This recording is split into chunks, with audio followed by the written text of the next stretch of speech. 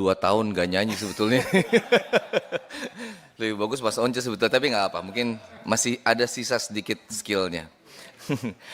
Dengarlah aku,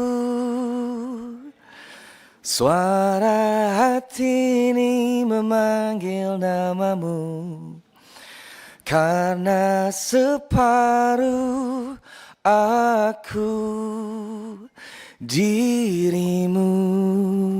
Ya. Terima kasih banyak.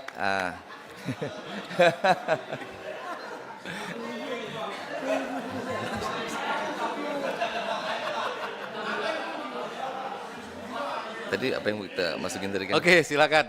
Sudah ya, rileksnya sudah ya. Nah, sekarang kita rileks lagi gitu. Silakan, Mas Adil, lanjut. Sebenarnya hanya tambahan sedikit karena ada banyak informasi di publik yang beredar yang tidak jelas gitu. Jadi mungkin di sini bisa menjadi info tambahan karena itu kan melewati telinga kita sehingga kita juga bingung gitu. Karena apa yang membuat kita bingung kita harus sampaikan di sini. Satu tentang definisi direct licensing itu sepertinya ada bermacam-macam gitu yang kita dengar. Ada yang langsung bayar ke penciptanya, tarifnya juga ditentukan oleh penciptanya. Ada juga yang bilang, oh nggak seperti itu, direct licensingnya melewati aplikasi yang kita pikir juga oh, berarti bukan direct licensing dong gitu. Jadi itu semua membuat pelaku, kita sebagai pelaku istilahnya pengguna lagu jadi bingung. Jadi sebetulnya seperti apa? Karena kan kalau di pemikiran sederhana kita bahwa seperti Kang Arman bilang tadi dalam konteks performing rights yang betul-betul direct itu sangat merepotkan gitu kan. Apakah betul mau seperti itu? Apakah tidak ada yang lebih efisien lagi dengan tetap mempertimbangkan kemuliaan hak dari pencipta lagu tentunya gitu. Nah itu yang mungkin nanti kita harap bisa dibahas dengan seksama, dicari jalan keluar terbaiknya mengenai itu karena sangat berkaitan dengan ketenangan penyanyi-penyanyi yang profesinya sebagai penyanyi karena ini berhubungan dengan berikutnya, kategori konser itu juga kita pengen lebih definitif ya, karena zona abu-abu itu bikin yang bekerja sebagai penyanyi itu semakin bingung gitu. Apakah kalau saya nyanyi di pensi bayaran saya 100.000 itu juga termasuk saya di kategori konser itu yang bukan di ruang publik tadi disebut. Apakah saya kalau di kafe, apakah itu tidak termasuk pertunjukan musik padahal saya memang mempertunjukkan musik juga gitu. Nah itu yang takutnya nanti kalau terlalu spesifik tuh terjadi kemungkinan-kemungkinan di mana profesi penyanyi itu bisa dikriminalisasi kalau kita bilang gitu, kriminalisasi karena kayak oh perasaan nggak apa-apa nyanyi tapi kenapa tiba-tiba saya mesti dituntut, apalagi sampai seperti kemarin yang dilaporkan pidana juga gitu kan, itu terlalu serius ya maksudnya untuk hanya sebuah pertunjukan mungkin bukan skala besar, makanya tadi definisinya tuh tolong diperjelas gitu karena kita mewakili bukan hanya penyanyi profesional tapi semua orang yang ingin bernyanyi kan gitu sebetulnya, yang pemula, konser kecil, di hajatan, di kawinan dan segala macam. Itu yang mungkin perlu dicari bersama-sama definisi itu. Sangat jelas mungkin kalau kita tahu mungkin agak sulit di undang-undang, mungkin sampai nanti di peraturan menterinya bisa lebih definitif gitu. Jadi jangan sampai yang bernyanyi itu takut dan bingung gitu. Karena itu tadi performing rights, mechanical rights dan segala macam itu cuma akrab di telinganya pencipta. Di telinganya penyanyi sebagian besar memang itu awam dan itu menjadi ketakutan kalau semisalnya tidak clear dan tidak jelas gitu. Itu yang sangat perlu tadi ditekankan sama Kang Arman bahwa walaupun sudah dijelaskan oleh pemerintah dan dan beberapa aspek tetap aja masih ada yang disomasi. Kan itu bikin bingung loh. Pemerintah bilang udah bukan kita yang bayar, DPR juga dibilang begitu. Tapi Ya baru 2 minggu yang lalu Kang ya. Kenapa saya masih disomasi? Makin bingung tuh. Walaupun sudah dijelaskan, makanya kita bilang semua pihak mungkin dalam kalau digaris bawahi kita bilang adalah pihak yang pertama kali menyebutkan bahwa penyanyi yang harus bayar, mungkin di situ yang mesti mengatakan kalau memang kita semua berpendapat bahwa bukan penyanyi yang mesti bayar. Maksud saya mungkin lebih ke teman-teman di aksi, memang yang pertama kali menyatakan, karena menurut saya kalau dari yang lain yang menyatakan, mungkin akan dianggap bias, apalagi dari visi. Kalau visi menyatakan bahwa bukan kita yang bayar, seperti membela diri kan gitu. Tapi kalau dari teman-teman dari aksi sendiri yang mengatakan, oh nggak seperti itu kok, mungkin ada kesalahan di masa lalu atau pengucapan, tapi kalau sekarang bisa dipertegas, lebih memperkuat lagi, karena sudah asosiasi penciptanya sendiri yang mengatakan. Itu tadi mungkin yang dimaksud Kang Arman, bahwa semua pihak kalau bisa, kalau kita sepakat bahwa bukan penyanyi yang bayar, mohon semua pihak menjelaskan itu ke masyarakat, gitu kira-kira. Kira-kira begitu tambahannya Kang. Ya. Udah, ada? Cukup segitu, Bapak Pimpinan. Terima kasih atas waktunya. Mama Ina nggak ada. Mama Ina, tambahan. Mama Ina. Mungkin Aduh, Pak, saya mau udah jadi burung Garuda. Udah nggak burung camar lagi, udah gede sekarang mas saya gitu. Ini aja Pak, saya mau bertanya aja tadi, mungkin tadi Mas Piu bilang, misalnya punten ya Mas Piu, aku ada pertanyaan berdasarkan pengalaman. Kan Mas Piu tadi bilang kalau konser teh sebelumnya harus dibayarkan kepada pencipta. Hampura ya Mas Piu. Saya pengalaman banyak sekali. Pada saat show itu, pada saat konser itu ada kadang permintaan dari penonton, ada penambahan lagu. Ya, misalnya. Betul kan? Nah, itu gimana gitu hak yang lagu. Mas Aril izin mic-nya dimatikan, silakan. Oke. Kedengeran nafasnya ya. Oke, jadi itu gimana hak pencipta yang saya nyanyikan selanjutnya itu gimana gitu, maksud saya kan sayang ya, dia juga punya hak untuk mendapatkan haknya dia gitu. Jadi kalau menurut saya agak nggak masuk akal loh Mas Yu, punten. Maksud saya lebih adil jikalau misalnya seminggu sesudahnya gitu ya. Jadi perbaikan, jadi penambahannya gitu. Jadi baru dibayarkan. Jadi lagu-lagu yang kita nyanyiin ini, apalagi emak-emak ini ya Pak ya, sering banget nyanyinya melebihi dari list yang ada gitu. Jadi ya itu permintaannya, coba kalau Bapak lagi ulang tahun kan tiba-tiba Bapak minta sama saya, aduh lagu ini dong gitu. Oh gitu ya, happy birthday to you, happy birthday to you, happy birthday, happy birthday, happy birthday to you. Masya Allah. Jadi itu aja mungkin salah satu ini saya berpikir saya juga menciptakan lagu walaupun cuma beberapa biji gitu, tapi kalau misalnya kan saya sangat sedih, ini Hampura ya, saya juga mau menyampaikan sedikit agak ini apa namanya komplain saya nih sama LMK. Karena saya ngobrol dengan Kang Iwan Abdurrahman kira-kira 4 bulan yang lalu, dia yang membuat lirik Burung Camar. Kalau lagunya itu Aryono Boyojati. Saya teleponan sama beliau, saya tanya, Kang, udah dapat berapa nih dari lagu Burung Camar? Ih, saya mah nggak pernah ada 1 sen pun saya nerima. Saya nangis denger itu Pak. Saya betul-betul marah, saya bilang aduh mestinya banyak sekali. Karena ini bibir saya sampai doer juga sering banget nyanyi lagu Burung Camar gitu kan. Udah ribuan kali, saya sedih banget dengernya. Si Bapak.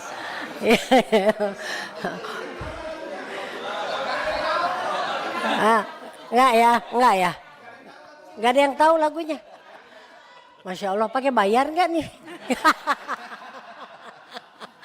Ya jadi gitu aja, saya tuh sedih ya, ternyata memang itu. Jadi kalau saya melihat bahwa mungkin sahabat-sahabat saya, adik-adik saya, saudara-saudara saya, pencipta lagu banyak juga mendapatkan ketidakadilan dalam hal ini. Saya juga sedih banget karena itu saya dengar dari Kang Iwan, ternyata satu sen pun beliau tidak pernah mendapatkan, padahal saya udah ribuan kali menyanyikan lagu itu. Dan saya sangat paham apa yang dirasakan oleh para pencipta saudara-saudara saya ini.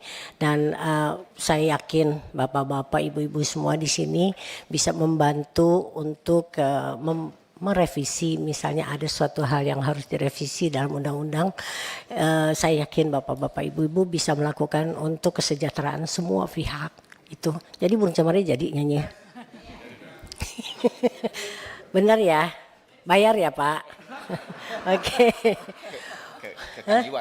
Teleponnya tapi bayarnya ke Kang Iwan ya.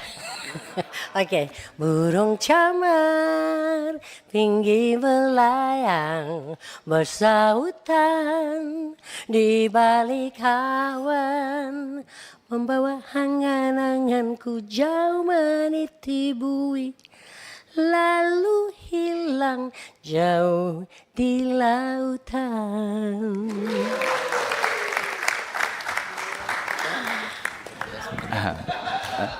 Diperjelas tentang maksud pemainan, mau saya mau enggak? Bapak pimpinan, Bapak Ibu, ini kayaknya kalau semuanya nyanyi bisa lebih dari 10 menit, Pak.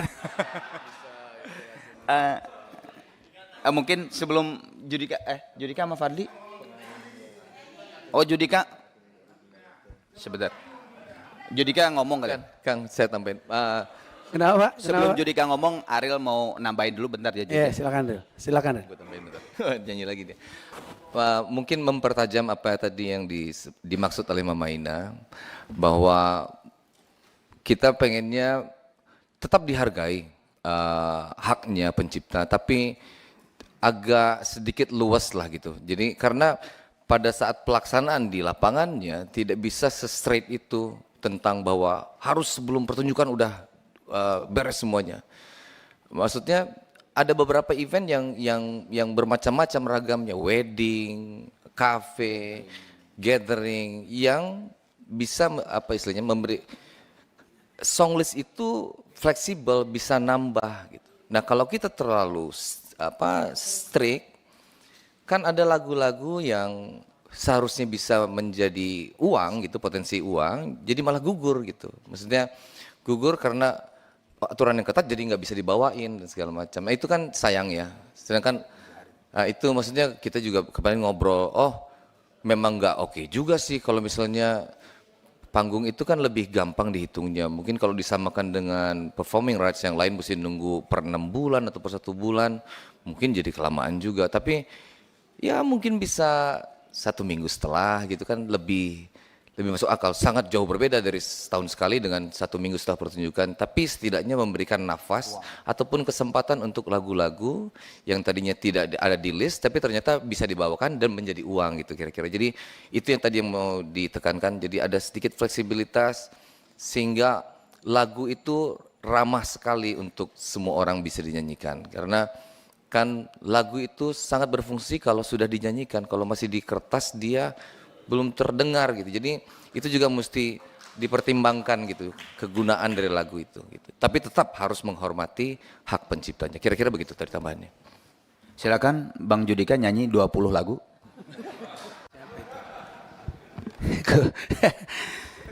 Jadi nyanyi ini. Lagu Batak saya enggak, jangan nanti disomasi lagi saya lagu Batak. Ya sebelum nanti mungkin kalau diminta nyanyi bolehlah, tapi lagu saya sendiri ya. Sebelum aturannya jelas. Terima kasih pimpinan ya yang sudah mengajak kita ke sini. Sebenarnya saya mau kasih tahu dari awal permasalahan ini ada, saya udah bilang ini tempatnya sebenarnya. Harus sama-sama diskusi bukan debat-debat karena ini masalah kita bersama. Jadi teman-teman ada Mas Piyu, BMB, Ari di sini sebenarnya kita aku pribadi sangat mengapresiasi perjuangan yang luar biasa untuk pencipta dan itu juga memang yang menjadi seharusnya perjuangan kita sama-sama. Dan di mana pengelolaan ini belum maksimal, belum beres dan memang harus dibereskan dengan revisi undang-undang ini. Tapi ketika itu menjadi kita yang bersalah, nah di sini terjadi gapnya gitu. Makanya kita perlu memberikan suara kita untuk masalah ini. Buat informasi aja Pak, saya menciptakan lagu sendiri banyak. Menyanyikan lagu pencipta dari daerah, ada yang sapam, ada yang nggak punya nama sama sekali sampai mereka bisa beli rumah, itu saya lakukan sampai sekarang. Jadi saya benar-benar tahu gimana pencipta ini juga mendapatkan hasilnya. Hak-haknya dia yang harus diperjuangkan lewat mekanisme yang benar gitu loh. Jadi ketika saya dilarang membawakan lagu yang saya besarkan, misalnya saya penyanyi originalnya, sampai sekarang saya ikutin. Saya nggak mau dianggap mencari keuntungan dengan lagu yang mereka ciptakan. Ada beberapa pencipta yang saya nyanyikan, terus dengan adanya masalah ini saya stop. Istilahnya saya freeze, saya nggak bawain lagu mereka supaya ya saya nggak dianggap cari untung. Tapi bukan itu sebenarnya. Masalahnya ini ada di pengelolaan hak cipta ini. Bagaimana mengelolanya, mengkolek, mengatur sistemnya sampai benar-benar ke pencipta, itu yang seharusnya kita sama-sama dorong supaya benar-benar dikawal sampai nyampe semua hak-hak ini gitu. Jadi sekali lagi memang banyak sekali, saya juga sebenarnya saya nggak keluarin aja, banyak somasi-somasi yang masuk ke saya juga, tapi saya hadapi aja. Karena biarin aja itu menjadi hal pembelajaran juga buat kita. Karena apa? Kalau izin ini terlalu susah Pak, nanti belum lahir lagunya udah susah kita gedeinnya.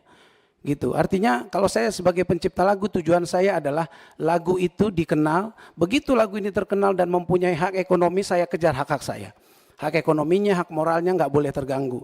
Tapi kalau izin ini harus dengan seketat itu, harus dengan license yang benar-benar sebelum, dan tidak bisa kalau sebelum ini. Mungkin untuk hal-hal kayak konser yang lama persiapannya boleh aja. Tapi kayak tadi Mama Ina bilang, saya sering banget ada cara gathering ulang tahun, di request saat itu juga.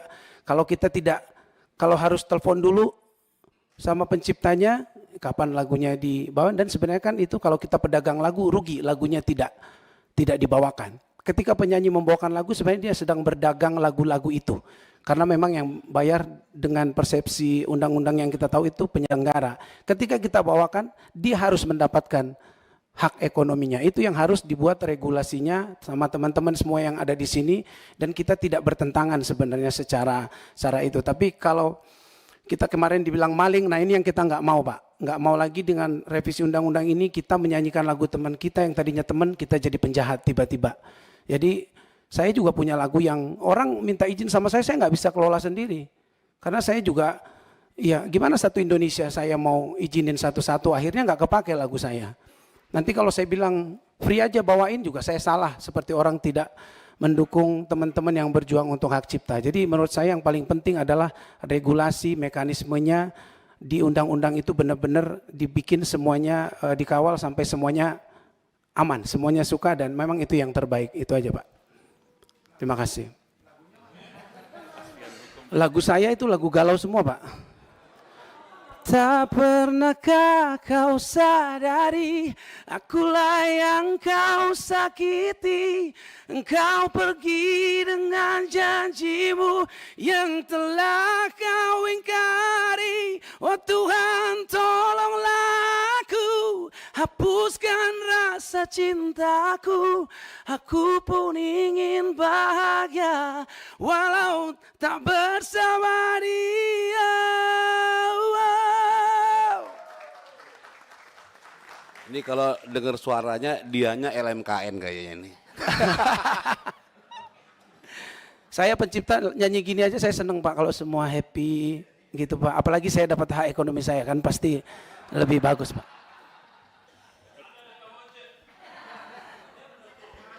Sudah ada tambahan lagi kira-kira? Mas Fadli mau nambah? Mas Fadli? Mas Fadli? Saya nyanyi aja kali ya. Ya boleh, siap, Langsung siap, aja mantap, ya. mantap. Ya paling pendek aja ya Bapak Ibu sekalian, Bapak wakil-wakil kami, rakyat Indonesia dan pemerintah juga nanti insya Allah akan memformulasikan. Terus terang saya dengan Mas Piu ini sudah lebih dari 28 tahun sahabatan. Ya, kami beda pendapat, mungkin itu memang hal biasa dalam demokrasi.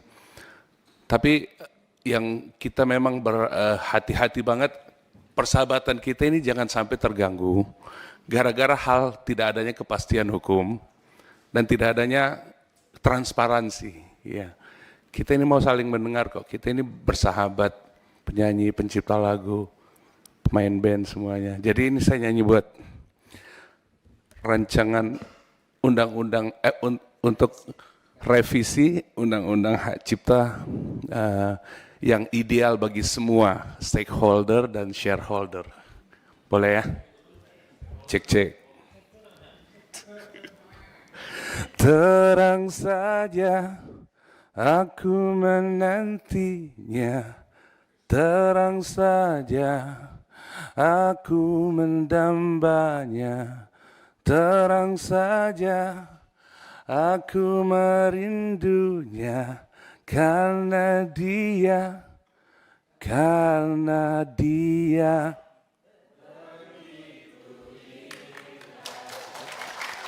Terima kasih.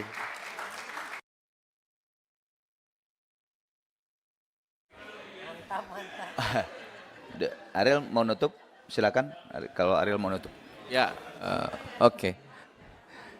Sebenarnya sedikit tambahan tadi sudah bukan, bukan. Sedikit tambahan tadi sudah disebutkan oleh pimpinan juga, mencoba mewakili semua penyanyi yang ada di asosiasi penyanyi ini, bahwa tolong dipertimbangkan juga jasa-jasa kami penyanyi terhadap sebuah lagu, terutama penyanyi yang memang dari awal sudah ikut membesarkan lagu tersebut. Jadi kita juga punya jasa untuk membuat lagu itu terdengar enak dan terdengar unik, karena berbeda yang nyanyi juga berbeda rasanya biasanya begitu. Jadi kita juga mohon dipertimbangkan andil kita dalam membesarkan lagu itu. Kalau itu sudah terjadi sejak awal, terus tiba-tiba di tengah jalan kita dilarang untuk menyanyikan lagu yang kita besarkan, juga tolong dipikirkan bagaimana rasanya untuk seorang penyanyi. Jadi mudah-mudahan ada keadilan untuk itu, ada jalan keluarnya. Ditutup sama Kang Arman mungkin. Terima kasih Kang Ariel. Terima kasih Bapak Pimpinan Badan Legislasi dan Bapak-Bapak Ibu-Ibu anggota. Mudah-mudahan masukan kami dari visi Vibrasi Suara Indonesia bisa menambah kuatnya revisi Undang-Undang Hak Cipta. Sekian, wabillahi taufiq wal hidayah. Wassalamualaikum warahmatullahi wabarakatuh. Waalaikumsalam. Terima kasih untuk visi dan aksi ya. Saya kira ini Asiri ini tinggal melengkapi dan mohon nanti lebih bijaksana lagi nanti ini kan. Udah hebat ini, udah naik turun ke bawah.